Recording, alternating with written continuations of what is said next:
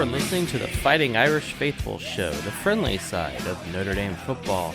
Tonight, episode 9, the real Notre Dame bye week.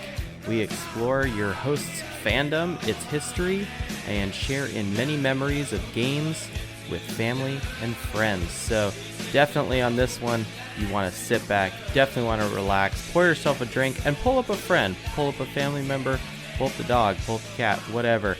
And let's go, Irish. Three wide receivers right. They're going to go for two. Back to throw. Walsh looks, has the time, lost the ball. The pass is batted down. It's batted down by Carroll. Dawson throws, open receiver in the end zone. Touchdown, Notre Dame. Somehow, the Irish did it. Out of the pack, 30, 35. Goodbye, baby. At the 50, the 40, the 30, the 20, the 10.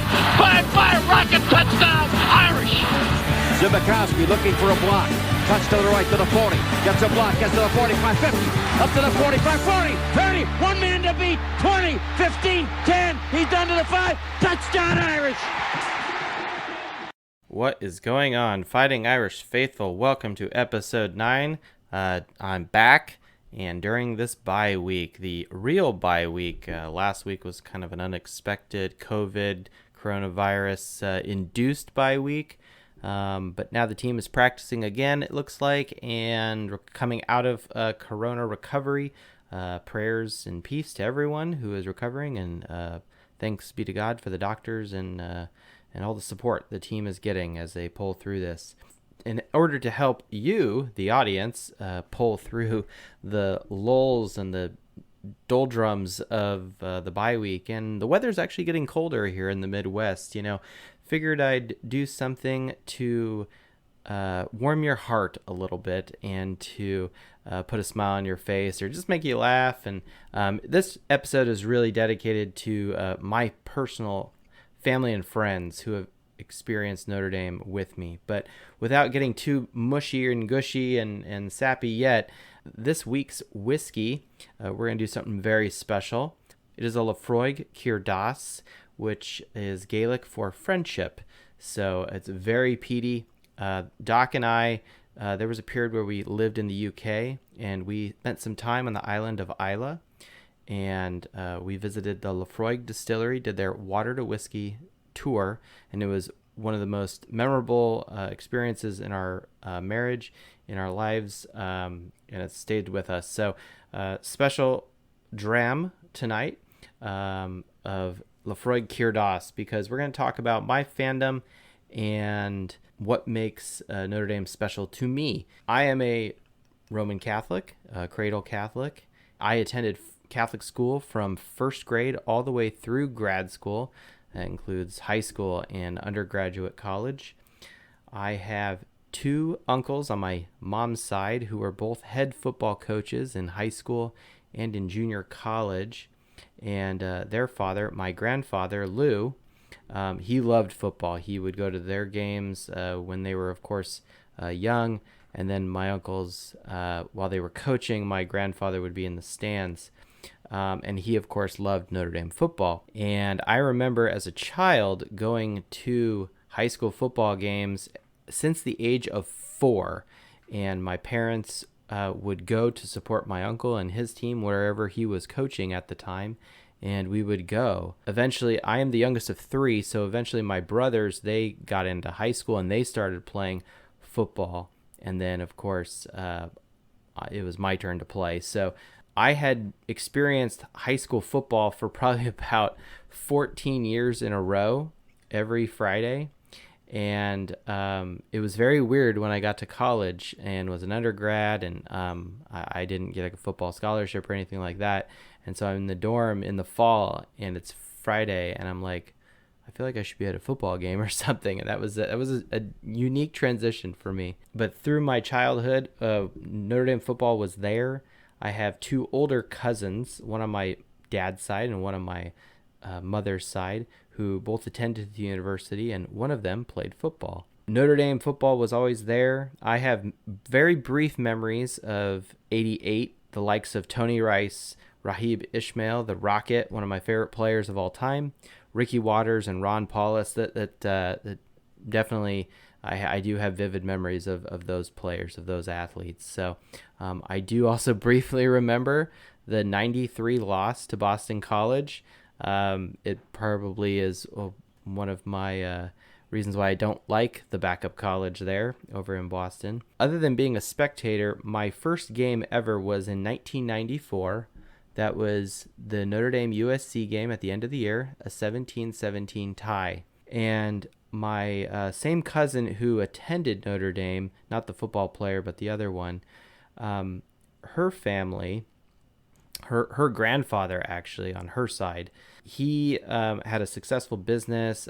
She had an uncle that also played football. Long story short, my older brothers were going to go to that game, and I was young. I was about 10, and my dad and I drove my brothers in the morning, Saturday morning, to my cousin's house. And my uncle had a motorhome and the whole thing, and they were going to do the tailgate thing, hang out, and then go to the game that night as a family. Well, while we were there, it turns out that my cousin's grandfather, people called him Pops. Pops had an extra ticket, and he knew I was a Notre Dame fan as a kid, and he went to my dad and said, "Does Joe want to go to the game?" And Dad's like, "Well, I'll have to ask him." And then Dad comes and asks me, and I said, "Are you serious?" And I felt like I had won the lottery. So I remember it being very, very cold and windy that night too, and it was also Notre Dame's last tie ever. So that's kind of a little bit of history there. So fast forward to 1998. I hadn't attended a game since, and it was again the Notre Dame USC game, and of course, if you had recalled from previous episodes, I was from Southern California, so that makes more sense, right? And my parents knew I was entering high school and knew I wanted to go to Notre Dame for college, and just like my support and love of the team, and along with my brothers. But they got some good connections, got some very good seats. And though the team lost, I will never forget that experience and the real sacrifice and love my parents showed. They even somehow got tickets to having brunch with the team the next day. Clearly the spirits were a little down, but that experience stood with me. Throughout all of high school, my senior year had recorded the games on TV with the VCRs, as pre-DVR days now, and would go to SAT prep on Saturdays, and then when I got home would actually watch the recorded game, and that was my life, senior year of high school. But when I was in high school, I did attend the Notre Dame football summer camp. I stayed in Stanford Hall, so if anyone out there is a current resident or former resident of Stanford Hall, cheers. I'm kind of a summer camp person. I didn't mess up your room, I promise. But that was my first visit to campus. My dad and a friend and his dad, kind of the four of us, went to the camp. The dads, I think, just went around to Corby's and College Football Hall of Fame and that kind of stuff. And me and my friend, we did the camp thing for I think 2 or 3 days. With that being my first time on campus, there was one evening after practice or whatnot where I was kind of by myself, and I was like, I'm going to walk around campus a little bit before I had to, be in for curfew and whatnot. But I remember very vividly walking in front of the library and the reflecting pond at night and seeing Touchdown Jesus illuminated in the stadium behind me, and that memory is very clear. And then later on, knowing of the grotto, went to go find it and was successful. And I thought it was one of the most peaceful experiences, and knew right then that I wanted to go there. And that time was not just special at Notre Dame, but my dad had taken time out of work, and we flew to the Midwest because I knew I wanted to study engineering. And we visited schools like Illinois, Purdue, and Northwestern as well, around Notre Dame. So long story short, I did not get accepted to Notre Dame, but was accepted to Gonzaga, and have no regrets at all. That was definitely the right decision, divine providence or whatnot, but that's where I met the doc, certainly the greatest part of my life, other than probably the love of God. After college, went on to grad school at Notre Dame, where I was accepted into their aerospace engineering department. There is where I attended my first home game. Now, the evening before is, I won't go into too much details, but let's just say that night we were in the ER. Everyone's fine. Nothing crazy happened. But the night before my first game, we were in the ER getting something checked out. But the next morning we were a little sleep deprived, but me and the doc still went to the game. Doc did not go to Notre Dame. She went to IU to study her graduate degree. Yeah, that was a positive experience. That was Notre Dame versus San Diego State, 21-13, first home game. And will always stay with me, that experience. While in grad school, there was a crew of us that studied aerospace and mechanical engineering, and we were referred to ourselves as HESCERT 08. HESCERT is, of course, the Aerospace Research Lab next to the power plant on the north end of campus. And, our crew, we would go to games, we would study together, we would do homework, we would socialize outside of work or grad school and classes and whatnot. In my second year of grad school, I wanted to help out more with tailgating for the aerospace department. And so I was the leader. I would collect money, $5 for unlimited food, $5 for unlimited tasty beverages. And that's how the email got dispersed among the entire aerospace and mechanical department grad students and faculty. So didn't have any faculty show up, but that's okay. We tailgated in the old tower lot. The tower lot does not exist anymore. It is where the Compton ice hockey arena is now. So when I walk near the hockey arena, I'm on the old tailgating grounds. I worked really hard to try to make tailgating really fun for everybody. Though it was a lot of work, enjoyed every minute of it. When you're tailgating for a large number of people and you only have a small little Coleman camping stove that you're borrowing from someone else, it gets a little crazy trying to cook up brats and burgers and whatnot for everybody. So rather than trying to remember everyone's order and what people wanted, or just mass cooking a bunch of stuff and having too much leftover food or not enough of one thing or the other, I ended up putting a clipboard hanging under the tent and with a pen, and people would be like, hey, give me 2 brats. And I'd say, no, write it down and put your name on there, because I ain't going to remember you, you drunken fool. So, but I enjoyed it, every second of it, cooking and then wrapping it up and personally delivering it to everyone. And they'd be like, whoa, you delivering this to me, as they're 2 beers in? I said, of course, that's the whole service, right? And this one time we were having a good time at the tailgate, and we ended up being near the business students, the business grad students. And this one occasion, I think it was the Washington game of 2009, where a business student comes up and says, hey man, I'm really hungry. Can I buy a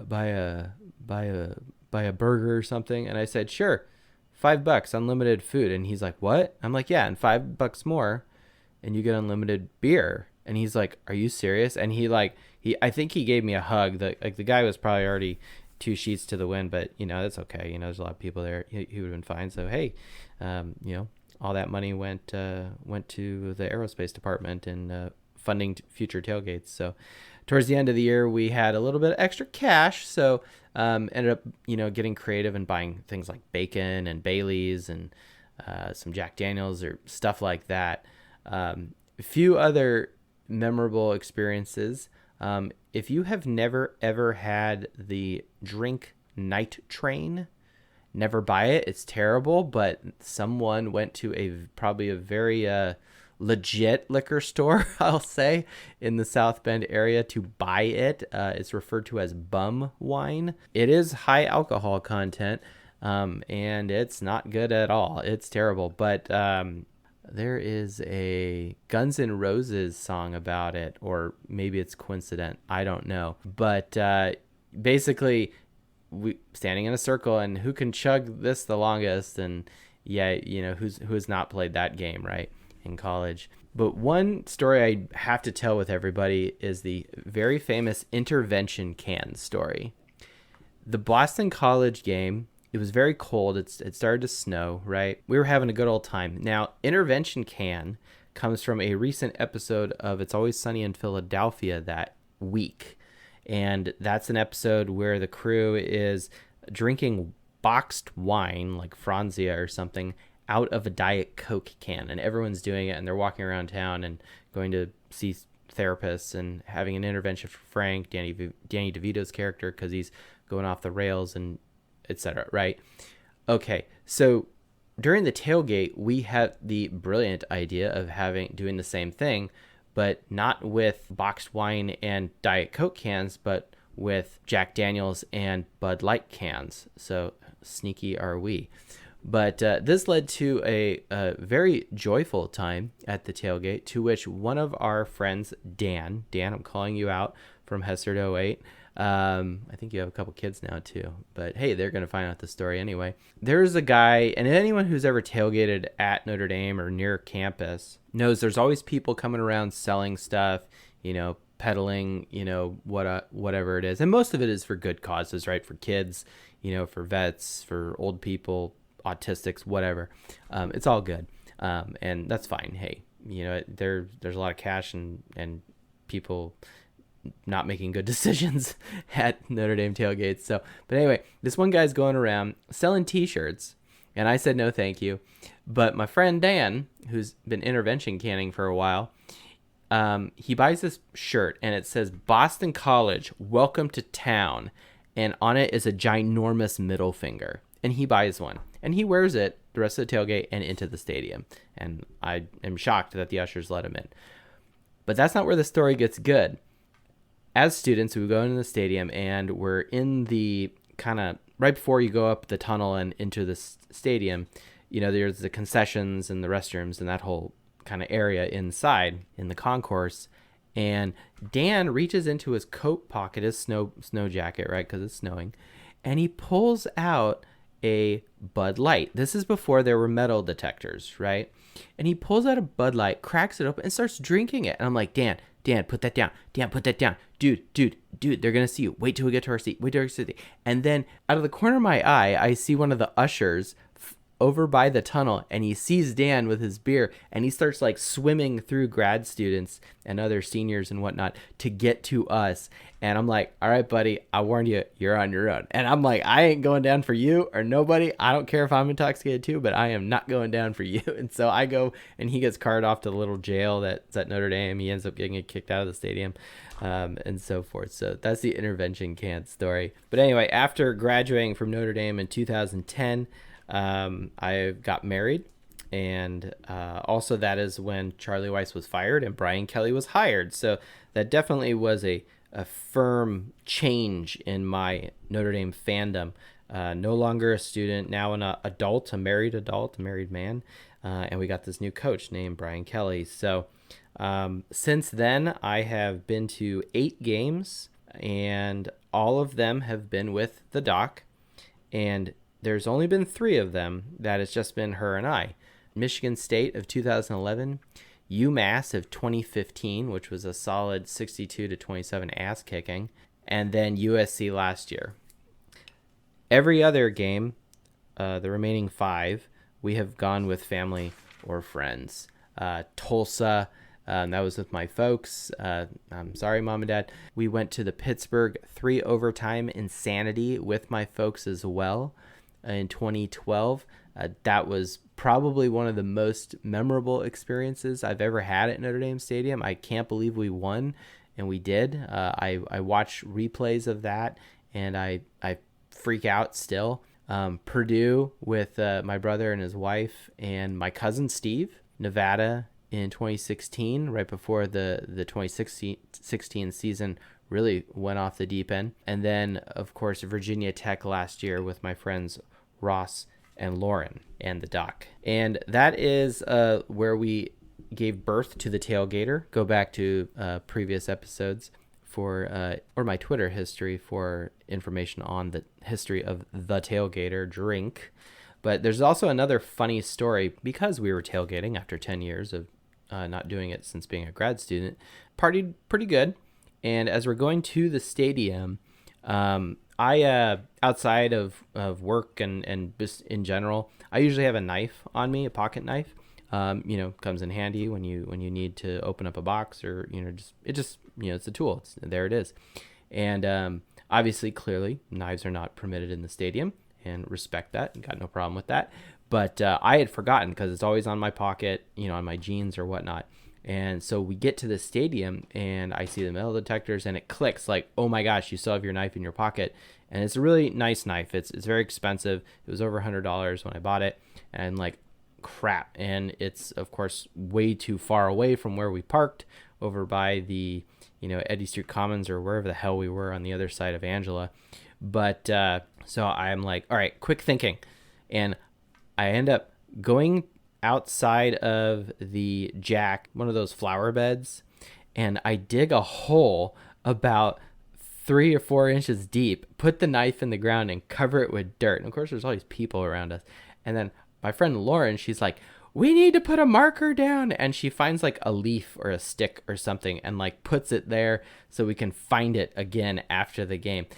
Surprisingly, we remembered all of this after the game, after we had won 21-20, and went back to the same flower pot, found our marker, and there it was, the knife. And so the knife is still here. So there you go. All right. So didn't want to just talk about family stuff. Got to have the stat piece, right? Got to have a stat piece. How am I going to possibly give some statistics on this? Well, like I said, I've been to multiple games. I went and did a calculation. I've been to 23 Notre Dame games in person. Watched many more than that on TV.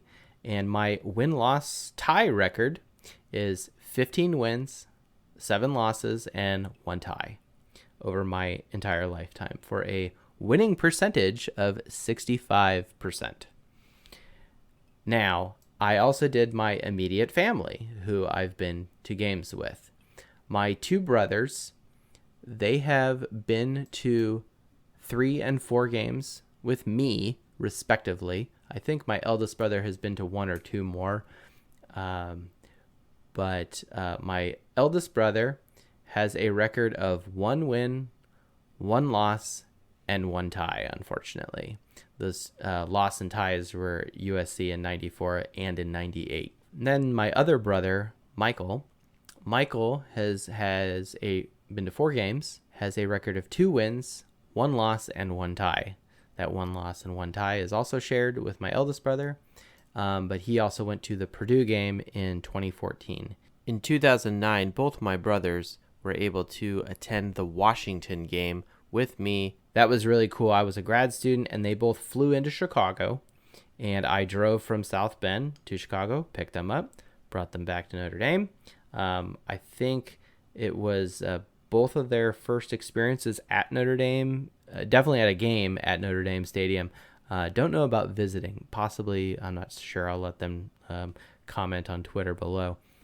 But that was a fun experience, because it was, if anyone remembers, that was a rainy game. It went to overtime, and Harrison Smith laid on a huge hit on the receiver, which definitely today would be targeting, but back then it was a monster hit. It was awesome. But my brothers helped with tailgating. They were part of that experience. They helped me set up, and they navigated the whole thing. I know they played a bunch of cornhole. After the game, we won. We're drenched, wet. It's cold.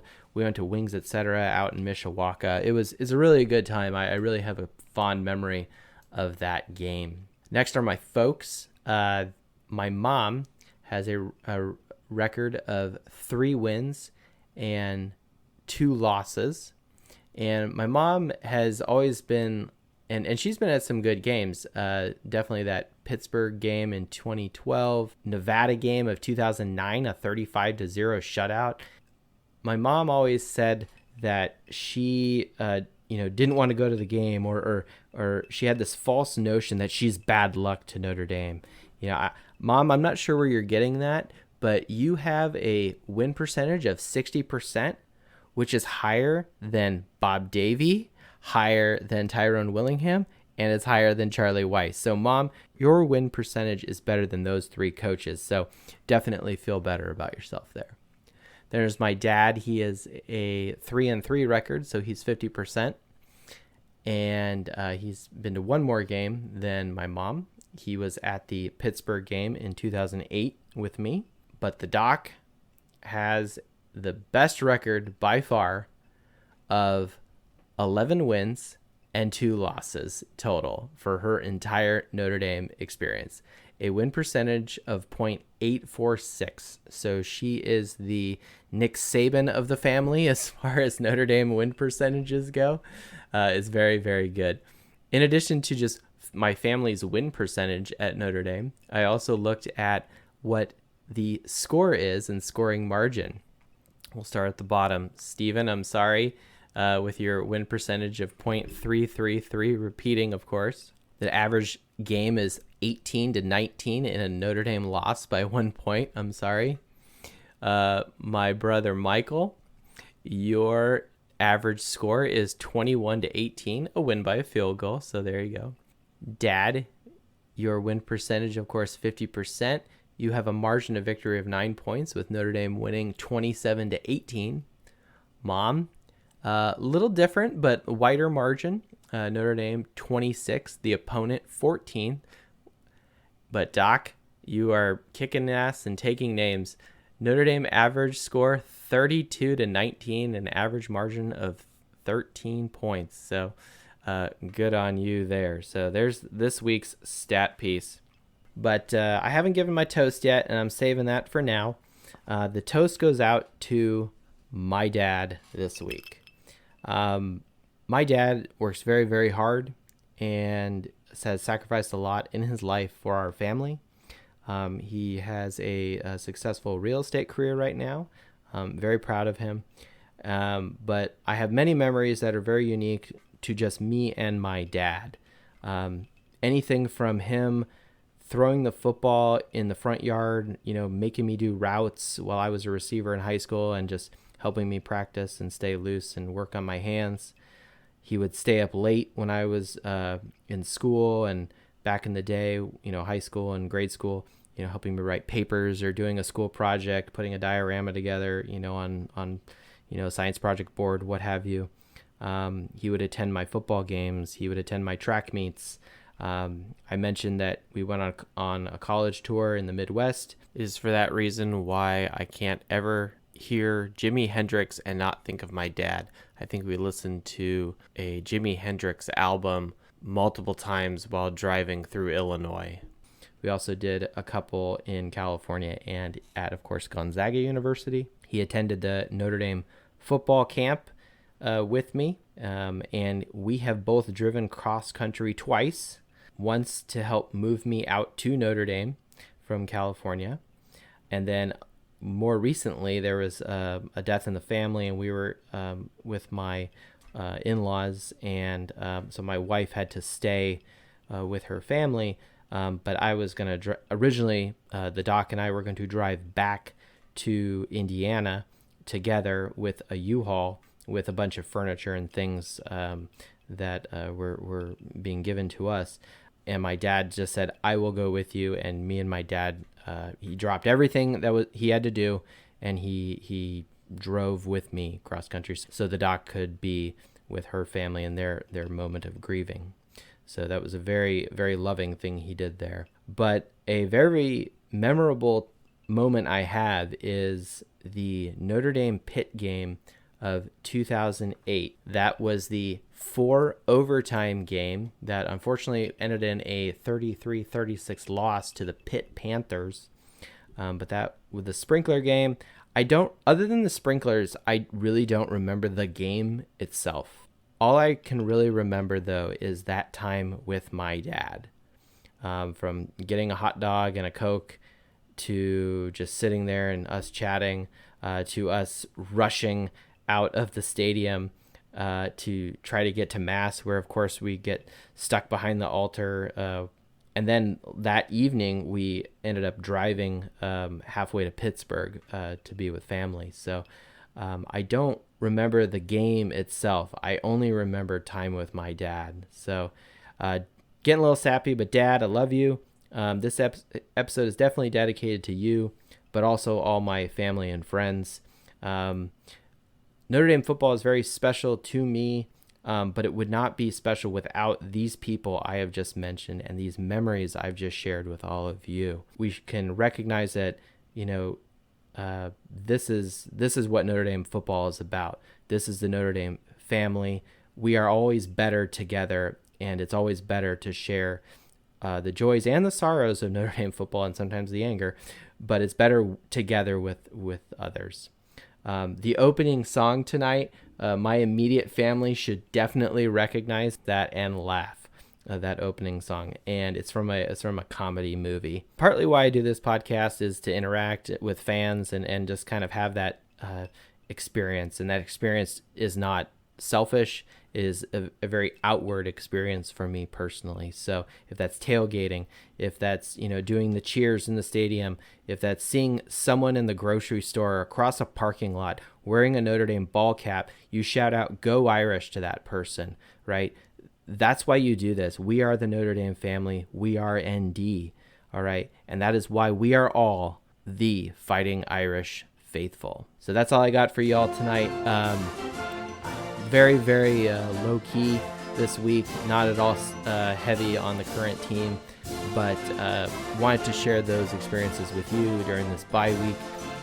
We'll have Florida State next week to prepare for, so we'll have a prepared podcast for you mid next week. Stay safe, everyone, and go Irish.